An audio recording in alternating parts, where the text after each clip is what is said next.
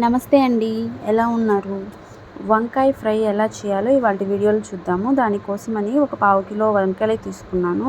ముందుగా వాటర్లో సాల్ట్ వేసుకోవాలి. వంకాయలు కండ్రెక్కకుండా ఉంటాయి ఇలా వేసుకోవడం వల్ల.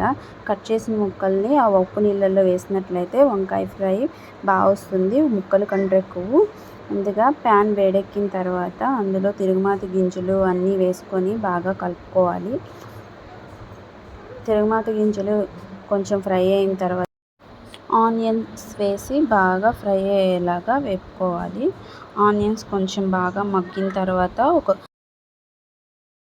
ఒక రెబ్బ కరివేపాకు కూడా వేసుకొని బాగా ఫ్రై చేసుకోవాలి. మొత్తం పచ్చివాసన పోయేలా బాగా ఫ్రై అయిన తర్వాత ఉప్పు నీళ్ళల్లో వేసిన వంకాయ ముక్కలను కూడా వేసుకొని బాగా మగ్గించుకోవాలి. తర్వాత ఒక హాఫ్ స్పూన్ పసుపుని కూడా వేసుకోవాలి.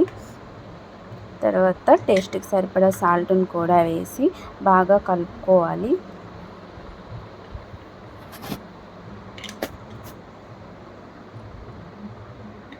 ఇలా కలుపుకున్న తర్వాత కొంచెం సేపు మూత పెట్టించి మగ్గించుకోవాలి.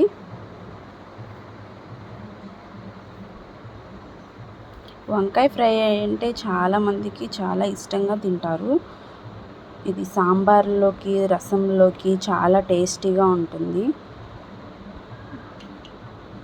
ఉప్పు నీళ్ళల్లో కనుక వేయకుండా వేసినట్లయితే ముక్కలు కండ్రెక్కి టేస్టీగా ఉండవు. కట్ చేసిన తర్వాత ముక్కల్ని ఉప్పు నీళ్ళల్లో వేయటం మర్చిపోకండి.